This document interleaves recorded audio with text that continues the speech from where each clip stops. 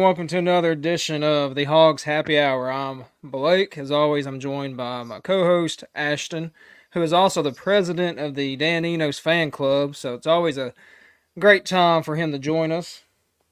Yes, I appreciate Dan giving me the day off um, from breaking down the offensive film so I could be here this evening.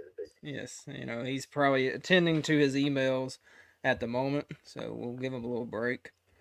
All right, so another disappointing Saturday, which seems to be the trend for Razorback football. We went down to Ole Miss and were defeated 27-20.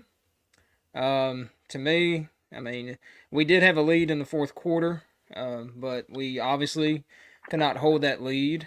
Again, our offense did not show up. Shout out to our defense, who seems to be the bright spot on the season. Um, we actually, the refs were kind of on our side. We got a few calls that went our way, and Lane Kiffin was not happy. So, but at the end of the day, it's another L. We are now 2-4 on the season. It's not looking good for a bowl game. So, what's your thoughts on last Saturday? well, we couldn't get anything going offensively. I was ecstatic to see the defense play the way they did, and of course, it's kind of hard for me to attribute one of those scores to the defense, considering that KJ basically handed them a gift on like the 20-yard line. They take it down to what, a three, Yeah. and then they punch it in. It takes them 4 plays to punch it in. Yep. So Yeah. The defense held. I mean, they held them down there. I mean, they scored on fourth and goal. But yeah, it was a hand wrapped gift from KJ to Ole Miss. So another issue is obviously our offensive line. 6 games into the season, we are what we are, and we do not have a we don't have a bad offensive line. Okay, we got an awful offensive line. Leading rusher was Rocket Sanders he had 15 yards, 8 carries, 15 yards. yeah, So it's another great showing from the Dan Enos offense.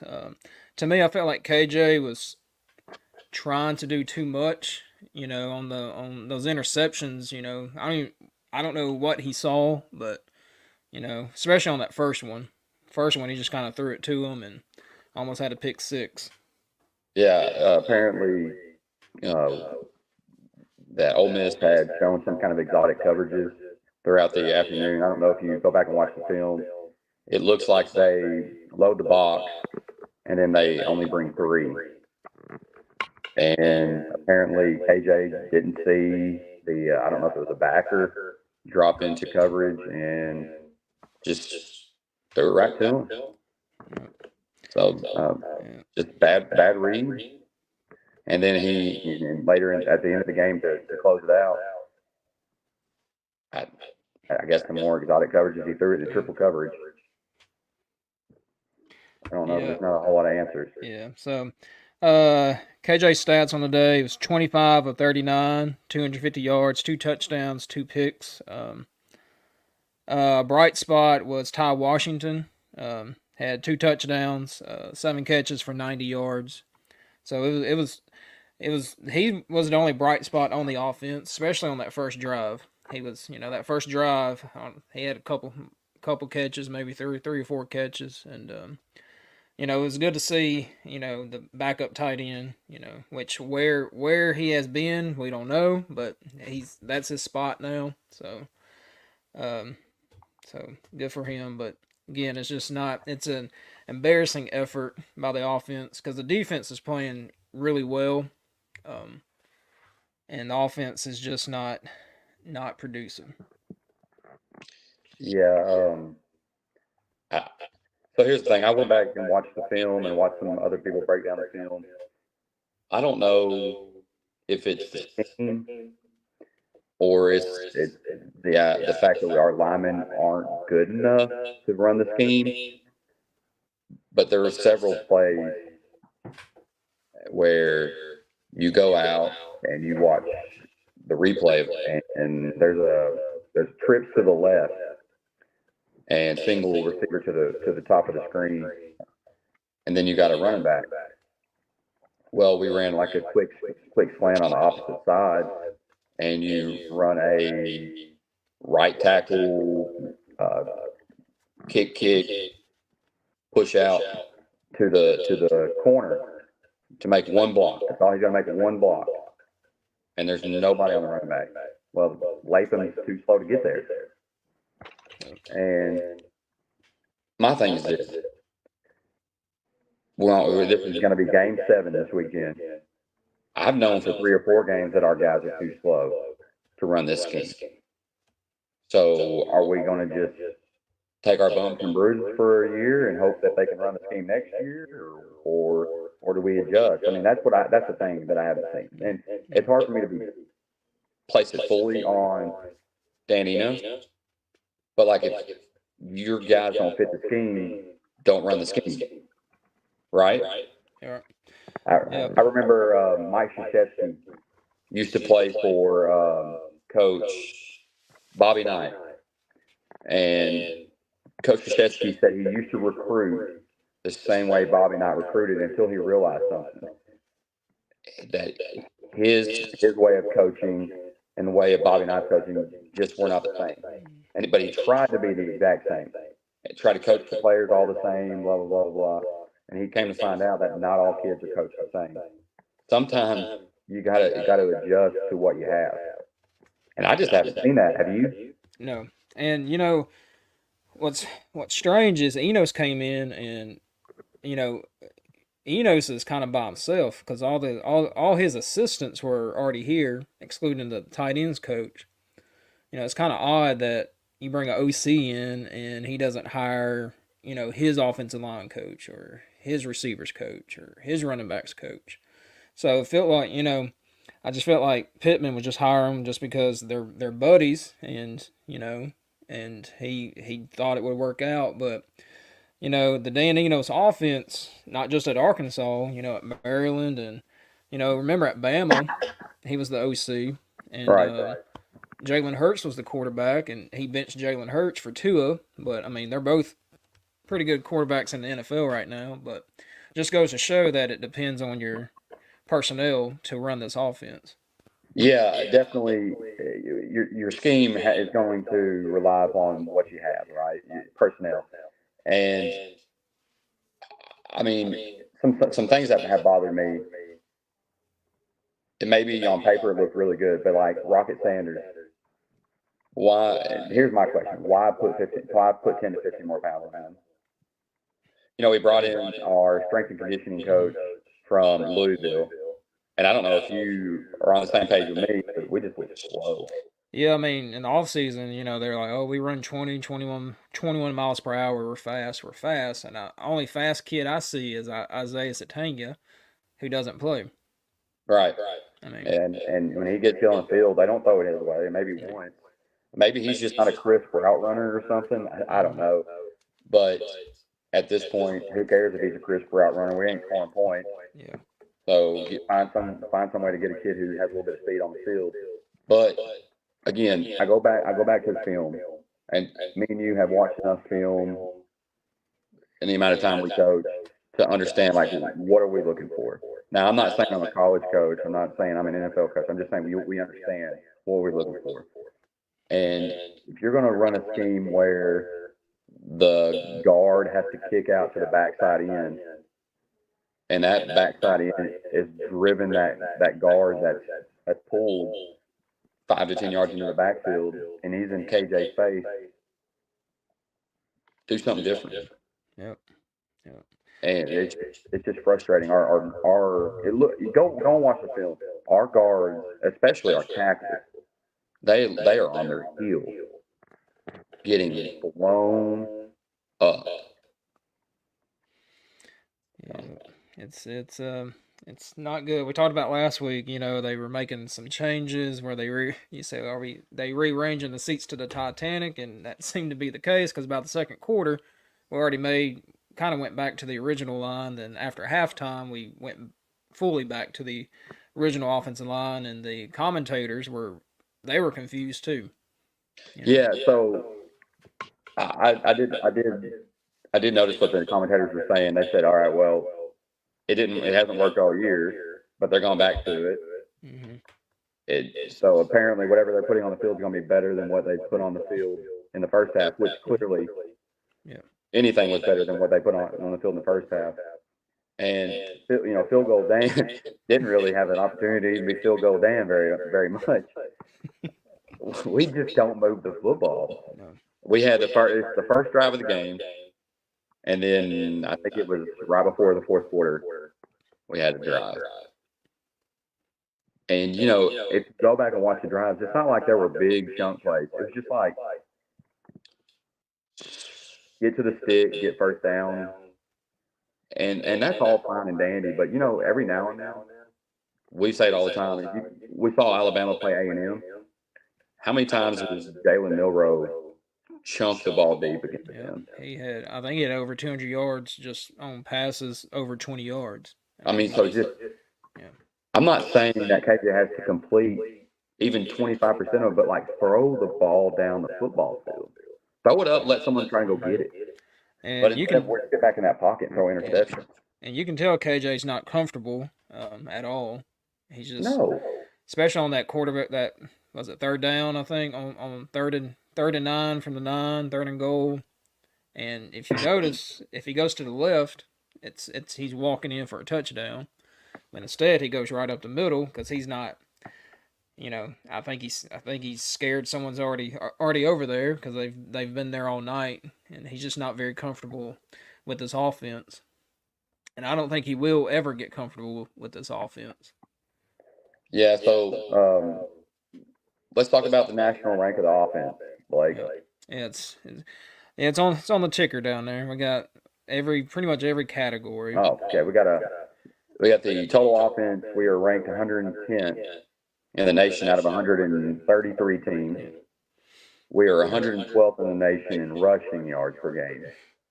79th offensively in passing, but neither one of our passing or rushing attack is good enough for single digits in the SEC as far as rankings go. Yeah, the only thing that's high which was shocking to me, was our scoring offense. It ranks in the top half of the SEC, but everything else is either 10th or 12th.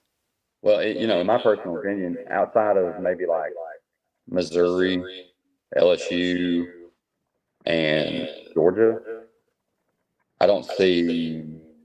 Maybe I might be losing one, but I don't see all like high-powered offenses in the SEC. No, there's as we've talked about, the SEC is pretty down this year. I mean, you can just look at the scores. I mean, I know Georgia put up quite a few points last week, but just across the board, it's kind of a low-scoring affair. Now, just compare that to the defense. Okay, now the defense, defense has turned it around. Passing defense is 51st in the nation. Scoring defense, 65th in the nation. I think total defense is 46th in the nation. So now the problem is a lot of those were in kind of the bottom half of the SEC. But if you're just comparing it nationally, it's a pretty decent defense. Yeah, no, absolutely. I think Travis Williams and was it Coach Scott, who came over from UCF, man, they've done an excellent job. They've improved, but here's what's blowing my mind. You got Barry Odom down in New Mexico, who's winning games, and his offense down there is putting up some big numbers. Of course, they're not playing LSU, they're not playing A&M, but they do have more SEC wins than Arkansas does. So. Yes, they beat Vanderbilt. So the reality is the defense looks improved. Yeah.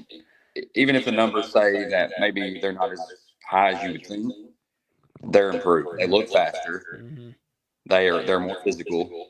And boy, I've watched a lot of different podcasts from a lot of different people, and let us be the next group to say here at Four Star Sports Media that the players seem to be taking the same type of mentality as on the offensive side as the head coach. It's like there's no emotion. Mm-mm. The defense, again, taking the emotions of their defensive coordinator, their leader, Coach Williams. You see him on the sideline; he is pumped when we get stops, and you see that. There's pride, and the offense, like KJ, he looked confused. He looks mad. He's not leading like he used to. And that's not, I don't think it's necessarily his fault. Don't get me wrong. Mm-mm. I think he's a decent enough quarterback to win. I don't think he's a great quarterback. Yeah. Which we all know he's not, he's not going to put up 350 yards a game. He's not a great quarterback. He's a great athlete who can throw it. He's not a passer. He's a thrower of the football. I kind of wondered, is it time for Jacoby Criswell to get some opportunities because maybe this offense fits his style. Mm-hmm. Maybe it does. Yeah. But I don't know what quarterback this style would fit with this offensive line. And so the next question then comes down to, is Cody the problem? Yeah. Well, Pittman, he said, in the offseason, a lot of teams they were wanting him, and he's talking about big time top 25 teams were wanting our offensive line coach. Right. Well, but I'd send him over with cash right now. So, this offensive line, I don't know how many penalties they've had this year on the offensive line, but it's unreal. Yeah, like Latham, he had a couple penalties, crucial penalties. It's just, I, you wonder, is it the scheme or is it the players? I think it's both. I think it's both, Blake. I think the scheme does not fit this team. I don't think there was any good reason to bring in Dan Enos to go from a up-tempo spread team to a pro-style offense in an offseason and then to blow smoke up everyone's rear ends, telling us that we're going to be possibly a 9-win team.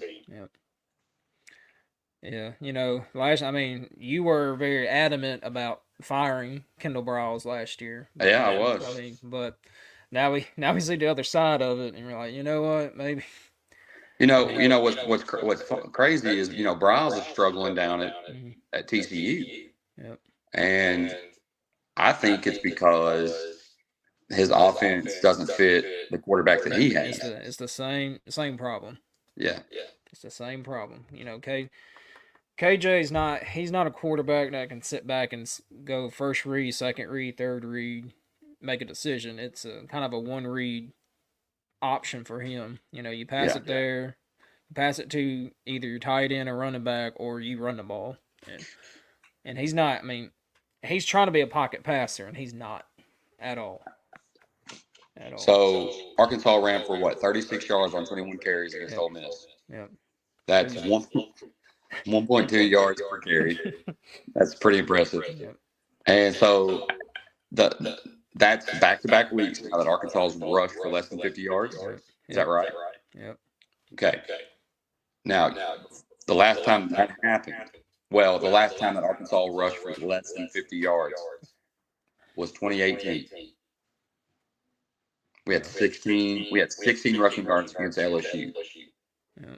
That was that KJ's first start? I think it was. And it was but listen to this. It was only a 24-17 loss. Yeah. Look how much we lost to Ole Miss by. Yep, 7.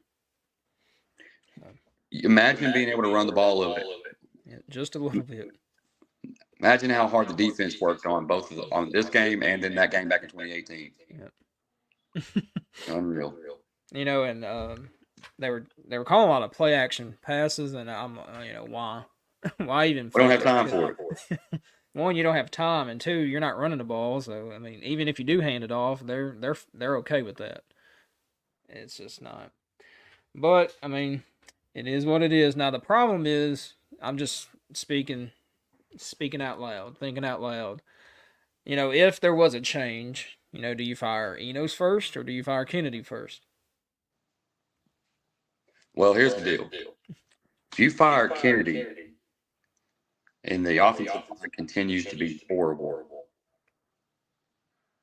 who do you blame? I mean, I guess you blame Enos. You think Pittman's going to own up to that? No, he's not. You've seen his press conferences. And if they're terrible on the offensive line, then not only does that fall back on Coach Pittman, but there's another thing it falls back on: recruiting. Mm-hmm. Were these kids good? Were these kids not good? Or were these kids good and we just weren't able to develop them to a better level? Yep. And if we're not developing, that's a coaching problem. Yep. So the issue is with Enos not bringing in any of his guys. You know, a lot of people have said, well, let's see how the Mississippi State game goes, and then maybe let them go after that. But if you let them go, who's going to call plays?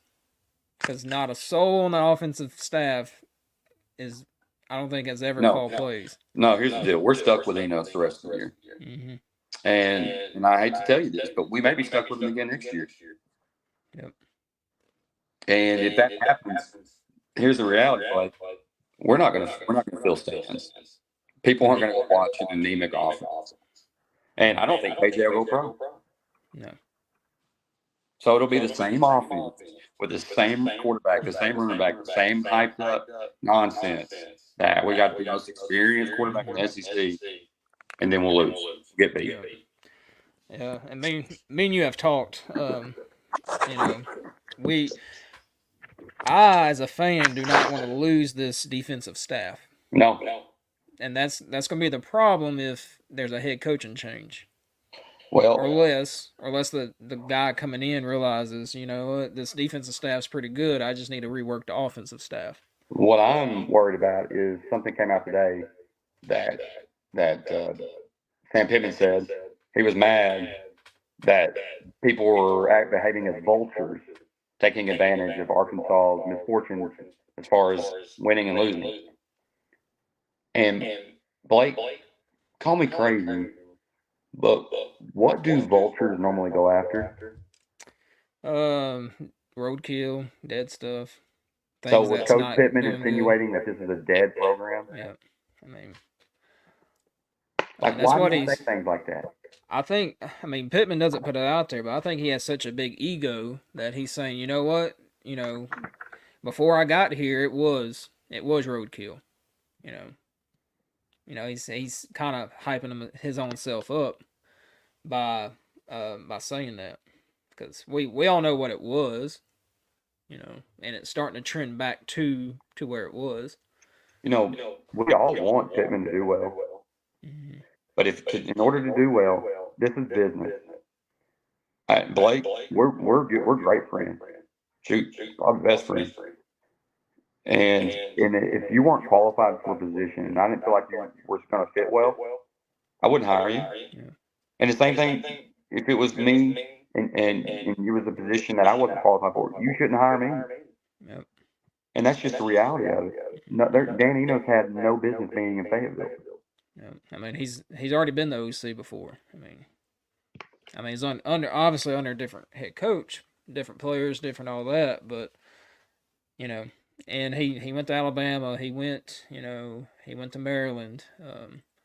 He went to Miami for a little bit. That's another controversy right there. But anyways, we'll put a bow on this, and it is what it is. Yep. So this weekend we travel to Alabama. Okay, this is the last game of that 4-game stretch where we are away from home. Going to number 11 Alabama. It is an 11 o'clock kickoff, but it'll probably be about 11:10, 11:05, because the game follows College Game Day. And if you don't watch it, it kind of goes a little long when they're doing their picks, and Corso's doing his thing. So probably about 11:10 kickoff will end up what it's being. By about 11:50, you can probably go mow the grass if you want to, and fire up the grill if you want to, take your wife shopping or something. And because I don't know what your feelings are about the game, but I don't think it's going to be good. Yeah. Okay. So Alabama is, what you know, it just like it seems like they always do. They are finding their stride right as Arkansas can't figure out how to do anything. Well, they've done good defense, but Alabama, Jalen Milroe has found himself. He is a good leader on a team that's not as good as it normally is in Alabama. And it's amazing to me that the expectation let me ask you something. Would Nick Saban put up with what's going on in Arkansas? Absolutely No, not. no. So a team in Alabama that is even not as good as they normally are, they still find ways to be successful. We're not as good. I wouldn't even say as we normally are. We're just not very good. Not even good enough to be 6-6. Mm-mm. So if 6-6 is our standard, anything less than that is unacceptable. So let's stop pretending like 4-8 is okay. Yeah, yeah, it's not. That's me saying that 6-6 is normal. Yeah, especially with people saying this is Pittman's most, his best group of players he's had. You know. Yeah. So Alabama, I'm just letting you know, I think they were doing the blue book like over under rushing yards for Arkansas. I'll be shocked if we get 40 rushing yards. Yeah. I'll be shocked. I'll be shocked. And then when's the last time Arkansas went back to back to back games with less than 50 rushing yards? Probably So never. I don't know if that's ever happened. I don't know if it's ever happened the back to back rushing yards. We'll have to dive into the record books on that one. I mean, maybe back in the 1940s or something. It's just wild to me to think that this is where we're at. You remember I came into the season thinking that Arkansas could win 8 to 9 games, and I truly thought Arkansas would after watching Alabama play USF, I'd say, oh, Arkansas can compete with Alabama. No, no way. No, I mean, and Alabama's fine. I mean, they're getting back to kind of where they're supposed to be. Um, that Texas A&M team is not. It's not a bad team. We saw them dominate Arkansas, and it was a bloodbath on the defensive line, or for our offensive line. It was not very good day, but you know Alabama did what I thought Arkansas would do, and that's throw it deep. Hey, and you know what? Jalen Milroe wasn't necessarily throwing great passes. He's just throwing that ball up. Yes. Now he's 20 plus or more yards. He has a pretty good deep ball. Yeah. You know, the way to slow him down is to make him throw those short routes. He's not a very uh, good quarterback within those yards, but And he's going to pump the ball over and over to Jermaine Burton. Yeah. Who's pretty good. Yeah. And Arkansas fans should know Milroe because you know we played really good against Alabama last year until he came in and went 80 yards, 85 yards. Yeah. You know, 23 miles per hour. I mean, It's pretty good. He's a pretty good football player. Yeah. Yeah, right now Arkansas is a 19.5-point underdog. Yep. So I don't see them covering. I see them getting beat by as many as Alabama wants to put up, and it is their homecoming. So I mean, I have Alabama winning 34-3. Yeah. Or something like that. Yeah, I'm gonna play you something. Arkansas fans, if you're listening, you should get used to hearing this.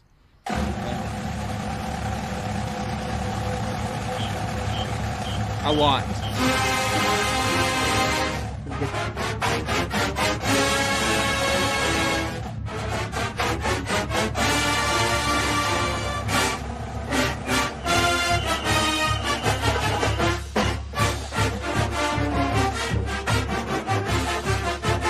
That will be playing about 11:15. I didn't even hear it. Oh, okay. Well, I'm sorry. Turn it up, Blake. I can't hear it. Well, is it the Alabama fight song? Yep.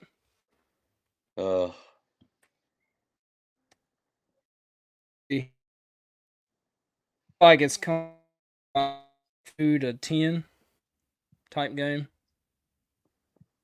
So Yeah. something like that. It's not. I just don't see us. I don't see us scoring many touchdowns. No, I don't. I think people are kind of fed up. People were selling their tickets. They're not driving down to Tuscaloosa for $4 a gallon. They're not staying in hotels. Yeah. It's not even. It's an 11 a.m. game, and I was listening to the buzz, and they were kind of cracking up. They said, "Hey, it's gonna be mimosa hour at Corky's for everybody because here it comes. Everybody just lining up the 11 a.m. game." Yeah. Yep.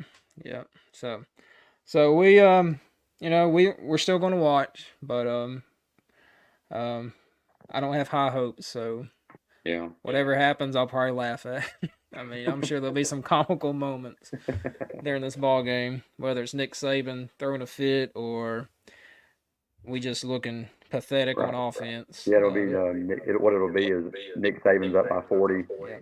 still getting The only- upset with his defensive lineman who it'd be their first snap of the year. Yeah. And I wouldn't be surprised if our defense scores more than our offense. I mean, you never know. Yeah. I mean, it's not. But we'll watch. We'll see what happens, and then next week we might have a winnable game. But after this week, you got to start winning some games if you want to go to any bowl. If you want to go to Right Liberty now, Bowl. we're playing for the toilet bowl. Yes. Yes. Because we're about to flush this season down the drain. Yep. All right. So let's see what we got next. All right. So Razorback news. Kind of talked about it earlier. We got another 11 o'clock kickoff next Saturday. Get used to it, Razorback fan. So Mississippi State. My brother actually offered for me to go, so I will take him up on that offer, and I'll be in Fayetteville next Saturday. I don't expect a packed house at all, which is it's gonna it's the first time we're able to bring recruits in since the BYU game, and it's we're about to sell them on something. I don't know what, but we'll see what happens next week. But it's 11 o'clock kickoff again. Again, get used to seeing that every week probably. Yeah. All right, lady soccer team. Okay, there's about 4 different rankings that they go by.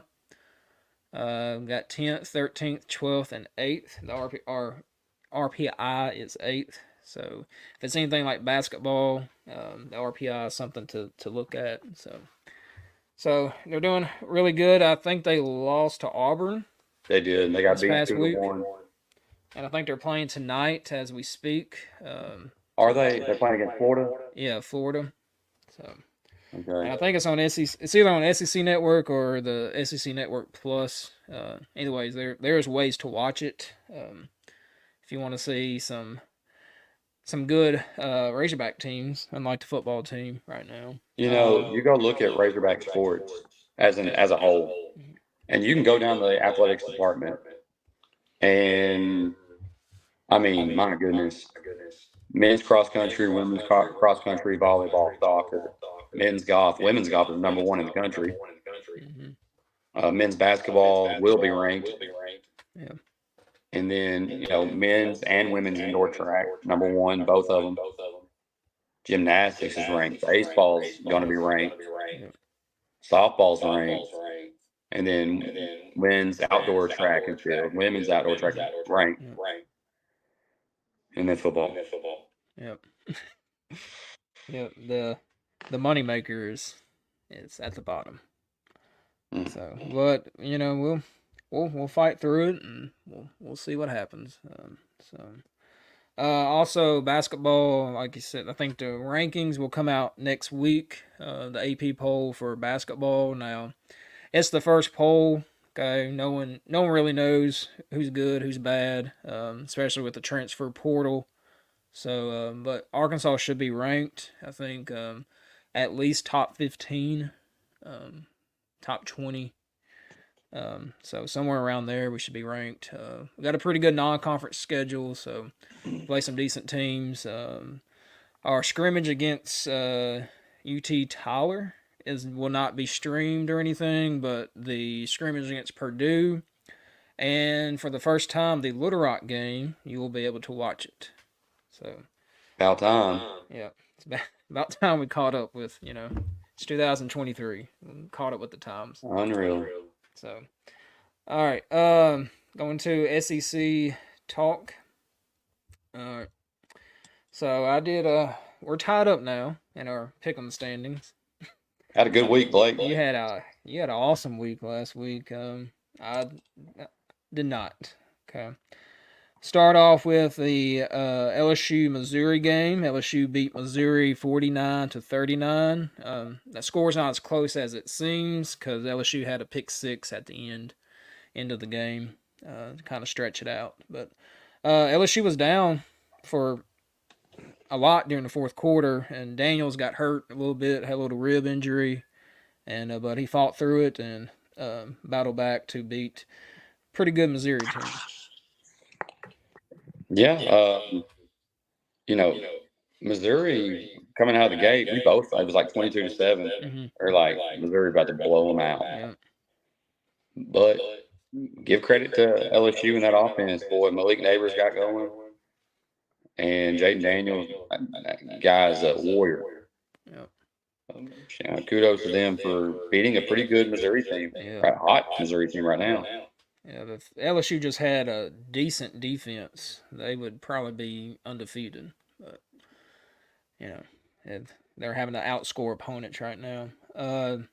Next, Mississippi State went out of conference and beat Western Michigan 41-28. The problem is Will Rogers ended up getting injured in this game toward the end, so we will keep an eye on that for Razorback fans for next week. See if he's available. But if he's not available, that helps Arkansas out a ton. So I think we're battling Mississippi State and maybe Auburn for the last place in the SEC West. So, all right, next was the game of the week in the SEC. Alabama beat Texas A&M 26-20. You see that score, you think it's close, but watching it, I just think Alabama kind of dominated the game. Yeah, I don't think really A&M offensively looked that good. I didn't think A&M offensively against us looked that good, except for maybe the first quarter. Yep. But watching that game made me realize that how many points we will not score against Alabama. Yeah, that's all that game showed me. Yeah, their defense, Alabama's defense, flies around, and it's pretty much your typical what you think of Alabama defense. So. Discipline. Yes. All right, next, Florida got a win over Vanderbilt, 38-14. It's kind of expected. So. Yeah, nothing surprising. Yeah. Now, what surprised us is the next game is Georgia defeated Kentucky 51-13. I was not expecting that. So this is the game that had I just gone with Georgia, I'd been 5-0 on the week. Yeah.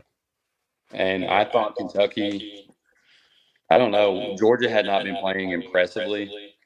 And so I thought, okay, Kentucky is going to go into Georgia and surprise some folks. No, Georgia is going to be a team I'd never pick against again. Yep.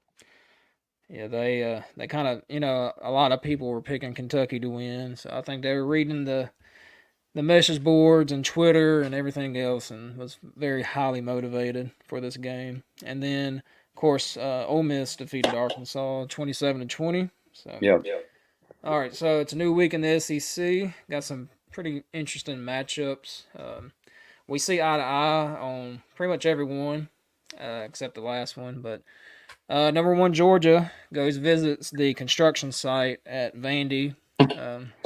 So the construction workers get a little break and watch the number one team in the nation while they're eating a hot dog or something. So I think Georgia should win. No problems. Yeah, Georgia should win big. And then we already talked about Arkansas, Alabama. We both got Bama. Uh, okay, Texas A&M at number 19 Tennessee. I think of the week, this game and the next game are the Mm-hmm. two most important games. Yes. I think A&M has to win this game. Yep. They have to win to stay alive in the SEC. Yep. And And so then, so the fans stay happy too. right, yeah. And so Tennessee, we don't really know I don't know what type of team Tennessee is yet. Josh Heupel, I feel like they should be better than what they are. Yep. But Joe Milton is like a roller coaster, right? Yep. So we'll see. Yep. And then Florida at South Carolina. I would pick Florida if it was at Florida because Right. they do very good at home, but it's on the road. So I'm going with Shane Beamer and his crew. Same. It's the moment Florida leaves the swamp, it's like they're not the same team. So until Florida proves it to me, I'm going to go with the home team they're playing against. Yep. So those, like I said, those two games should be pretty good football. I mean, they're kind of even, all four of those teams. So, and it's also very important for conference. All right, Auburn at number 22 LSU. This will be the only week Auburn's offense probably looks good, Yeah. but LSU will still win. Yeah. Auburn. I don't know whose offense is worse, Arkansas's or Auburn. I mean that Arkansas Auburn game. I'm interested to see the total. 10-7. Like I don't know. So we both got LSU. We know Auburn's problems. We've already discussed them here. And then the last game is one we disagree on. Missouri at number 24 Kentucky. I'll let Ashton go first on this one. Okay, so I know Kentucky's at home, and they just absolutely mollywalked Florida while they were at home. But I don't think Missouri is Florida. I think Missouri can get punched in the mouth and bounce back. As much as I don't like Drinkwitz, he's proved that he can do more with less. And he's got Luther Burden. That dude is so good. Yep. Yeah, I'm going with Kentucky, kind of as a bounce back game. I could see that. Just to prove that they're not a fluke. Their first 5 games, first 5 wins, but that Missouri team is tough, real tough. So we'll see. We'll see how they do. But I'm going with the home team. All right. So week 6 reaction. Anything stands out to you from last week?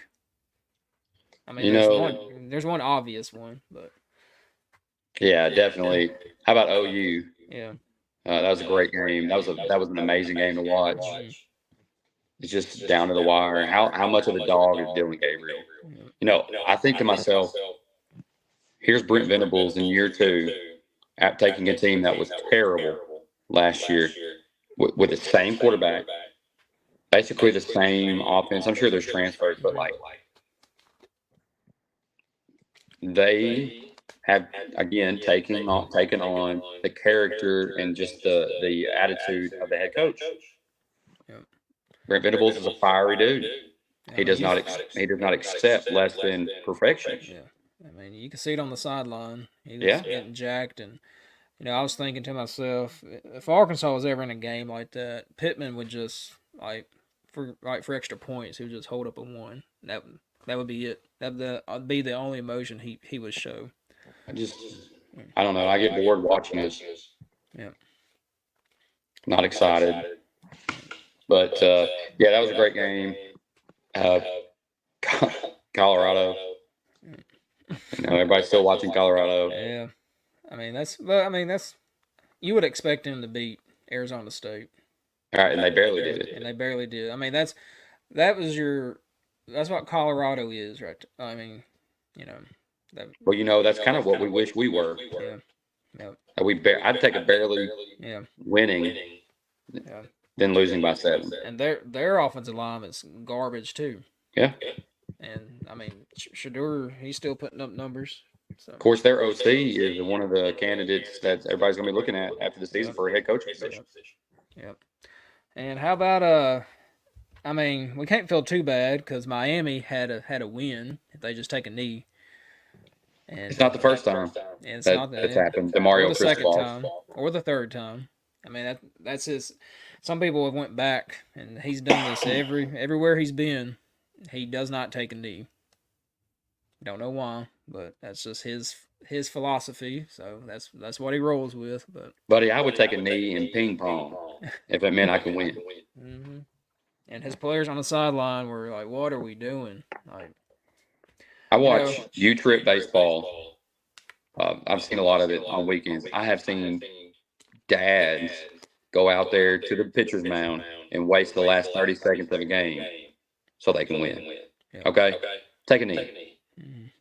But on the flip side, I don't think that was a fumble, but that's here and there. But Of it course, happened. we're not having that discussion if they just take a knee. If they take a knee. Yeah. So yeah, it's pretty good. It's a pretty good weekend for college football. We got a real exciting one this weekend coming up. Yes. So last week, Oof. yeah, you fell under 500. You're 10-11 overall. So That's just what experts 1-3. do. We come back strong in the end. That's right. It's just halfway through the season. So, um, so here's some ranked matchups, and then we threw a little 4-star sports media one at the bottom there for Wes, which I'm sure he'll enjoy that. All right, number 18 UCLA at number 15 Oregon State. I have put money on Oregon State this year, and they have disappointed me twice this year. So I'm not going with them. I'm just going to go with UCLA. There's really no reason. I just don't want to pick Oregon State. I'm gonna go with Oregon State at home, and they played good at home. Yep. I think So they're a 3-point favorite right now. So. And that's probably what it'll be, a 3-point game. Yep. And then somehow Miami is still ranked, but number 25 at number 12 North Carolina. We both have the Tar Heels. Drake May. Yeah. It's pretty good. Pretty good. Drake May and then Tez Walker. Yep. Is back for UNC. They got Mac Brown's got the ball rolling down there at UNC. Yep. That's who I'm going with. We both got North Carolina. Now this, I was, you were sending me your picks, and I was shocked at this one. I have a reason. All right, let's hear it. There's no doubt in my mind that USC can score points, but USC's defense could not stop the Little Giants. You're right. Pee Wee football team from scoring. And just so we're on the same page, Coach Freeman, isn't that Coach Freeman? Yeah. And Notre Dame. Listen, he has to win this game. Yeah. Has to win this game. There's no excuse for Notre Dame having Sam Hartman at quarterback and not winning. Yeah. Yeah. I mean, your points are valid. I just think they're going to outscore them. USC will. I just, it's going to be I don't know. It's not going to be a defensive game. It's going to be in the 50s probably. Mm-hmm. So it's going to be a high scoring affair. Should be a good game to watch. Another good game is, I think this is the game College Game Day is going to. Number 8 Oregon at number 7 Washington. Penix, I think, is not getting enough Heisman campaign. Part of me thinks, though, you say that, but part of me thinks the winner of this game wins the Heisman. Yeah, and I'm picking Washington because I don't trust Bo Nix. I mean, and that's going back to the days at Auburn. I know it's a different school, different coach, different everything, but I like the home team in this one. I'm gonna go with Bo Nix. Yeah, I feel like Coach Lanning at Oregon has changed who Bo Nix is. Watching him play against Colorado, it's almost like in the moment they stepped on the field against Colorado, there was no doubt in Bo Nix's mind that they were going to absolutely destroy Colorado. Yep. And so I see a different mentality in Bo Nix. Now, maybe not. We're not. I don't think he's going to be necessarily a great NFL quarterback, but I think he's a pretty dang good college football player. Yep. So I'm going to go with Oregon. Yep. And then the last one is actually tomorrow night. Tulane at Memphis. Our guy Wes has a great article up on 4star.live talking about Memphis and their record on Friday nights, and Friday nights at home is well for Memphis. I know they're trying to sell a lot of tickets to this game. They're having a bunch of student giveaways with Xboxes and PlayStations and iPhones, and they're trying to get some butts in the seats for this one. So hopefully it's a packed house. Tulane's pretty good though, so but I'm gonna go with the home team. I think if you're in Memphis and you're looking for something exciting to go to, this is going to be an exciting game. Tulane's got a good football team, and so does Memphis. So I expect this game to be pretty competitive. Remember, though, this is the same Tulane team that basically battled Ole Miss for over a half. Yep. And so they're going to battle Memphis. Yep. Memphis better be ready. Yeah, it's gonna should be a good showdown tomorrow night. Be something to watch on TV tomorrow. We will have we're gonna have a basketball preview show coming up within the next couple weeks. Probably do it during the Arkansas bye week, but we'll break down the players and the schedule and break down the SEC a little bit. And we will probably do the over-under of amount of shirts ripped off of Coach Musselman this year. Yes, which seems to, people don't want to play for Muss because he takes his shirt off. So Javon Clinton. Yeah, that if you don't know, that came out today when he was getting recruited he was transferring from Villanova, I think, and he is down to Bama, Arkansas, some other schools, and he basically said he didn't like the antics of Musselman, so I guess he wants to go play for a guy who covers up a murder. So he went to Bama. Oh, thank you. But guess what? He transferred again. He's at Memphis now. So maybe he's just scared of competition. I don't know. But he said he did say Musselman puts athletes in the NBA, which is good. But he just said best of luck to him. He's gonna be playing for Memphis, Coach Hardaway. Yeah. I don't wish ill on any player, you know what I mean? Yeah. But best of luck to him, and maybe it'll work out at Memphis for him. Yeah. But all right, Ashton, anything else before we get off? Oh man, go watch some baseball, go watch some football this evening, and just relax. Tomorrow's Friday. Yes, my wife is actually going to watch football with me this evening because Taylor Swift is in town for Kansas City and Denver. It should not be a great game. Denver's awful, but knowing the NFL, Denver will probably win. So, that's it's a Sean effect. Yeah. So, all right. So for Ashton, I'm Blake. This is 4-Star Sports Media. This is the Hogs Happy Hour, and see you next week. Until next time.